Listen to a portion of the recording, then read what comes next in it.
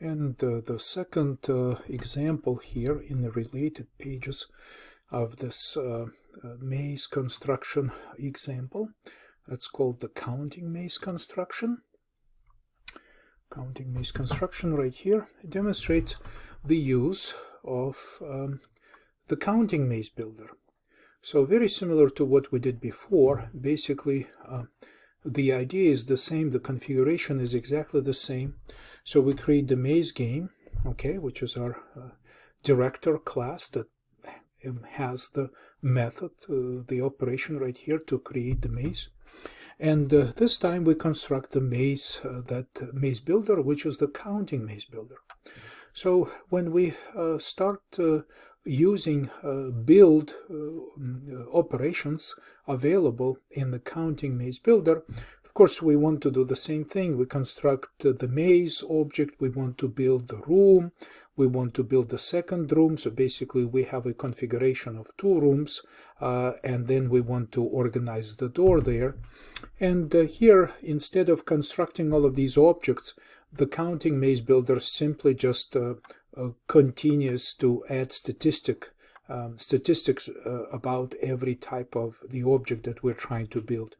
And then when we get the maze, we can go and proceed to get the counts, and the counts of course will return the corresponding information about this configuration.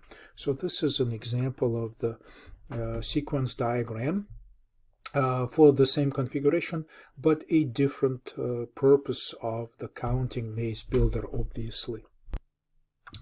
And another builder sample is also available, which simulates a construction of a complex object, which is a pizza. So in the pizza restaurant, what we use is that we have the waiter, which is a director object that has construct pizza operation to build configuration-based pizzas. So obviously pizza comes with configuration. And there are 2 builders for Hawaiian spicy types of pizzas, and we of course recognize them as concrete builders. So this is very minimalistic example of a builder design pattern. And likewise, there is a site where you can find source files for the sample, and in the related pages we have a sequence diagram which displays the interaction between these classes. So waiter, being the director object, is constructed first, and this time it's happening directly at the level of the main function in this demonstration program. And then we decide to create a Hawaiian pizza builder.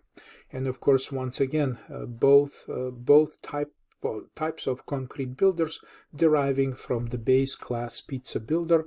And this is why in the sequence diagram it's shown as pizza builder is constructed before the specific concrete pizza builder. So because this is a construction of 2 parts of the same object, the base class and the derived class right here.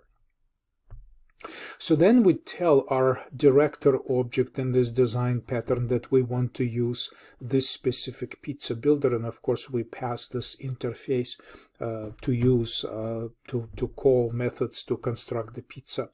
And then we once the specific builder is now set up inside the waiter, we now say construct pizza, and it goes to create new pizza product, and that's apparently the operation.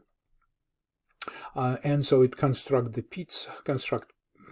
pizza, then it uses methods to construct individual parts, and so then the pizza gets configured to use these components, these ingredients, right? And then we have get pizza, and so once this construction is all done, then pizza builder will return the pizza product, which is now complete.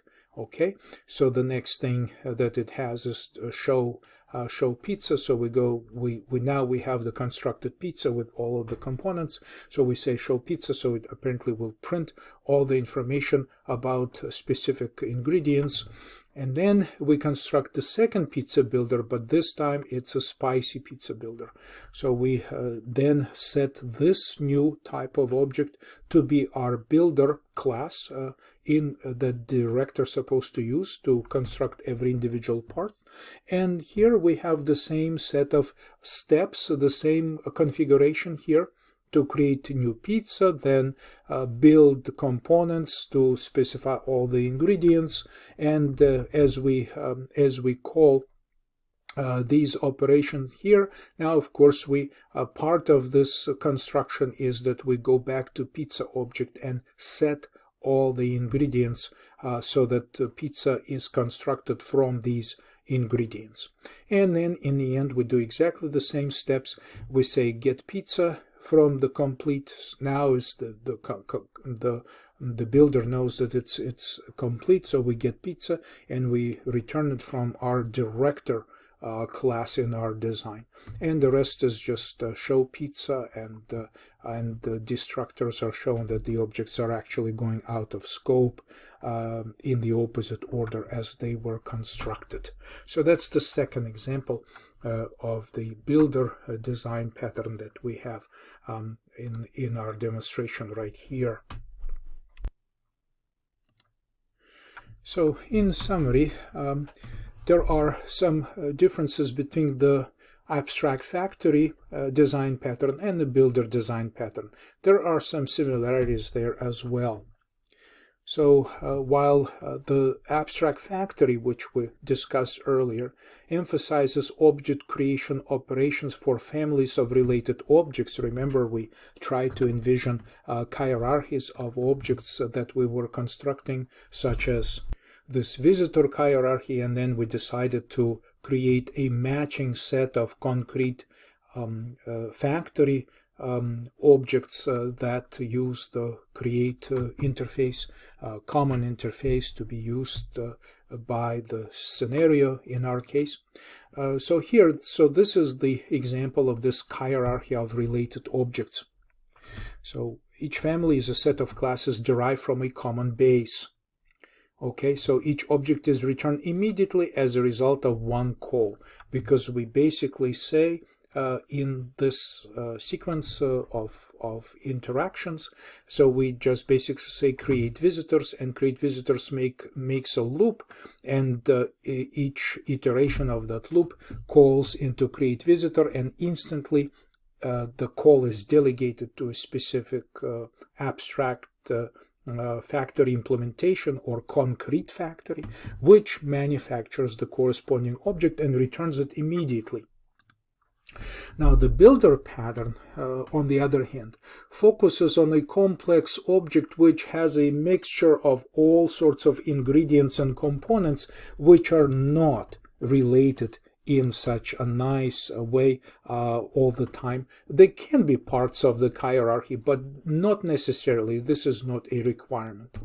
So we formulate here the logic on how to put together a complex object using the builder and the director that uses the protocol, the configuration of using the configuration. So that's the difference. I guess this is quite visible when we look at this hierarchy of objects there, and what we have seen in previous examples for the builder design pattern. There is also another creational design pattern covered here, which is a factory method. So the problem to solve here is just basically the quickest methodology, the quickest way to create objects without specifying subclass types.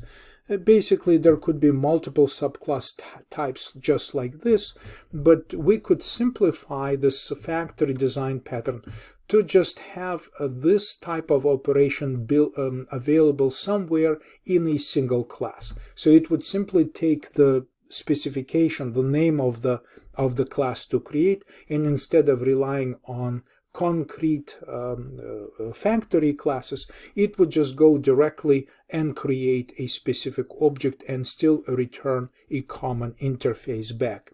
So this is the idea of the factory method, and here we have a sample program which illustrates this factory method, that basically we have just one method that says create pizza, and it takes pizza ID strings, which is default, ham and mushroom and Hawaiian, and creates the corresponding object. So again, the only requirement in this factory method design pattern is that, of course, we still the similarity between the abstract factory design pattern and the factory method, which is just like minimalistic version of this, is that the products, the object supply that we want to create, have to derive from a common base, because we're still using this interface in our client program after the objects are constructed. So here we could potentially use this type of design pattern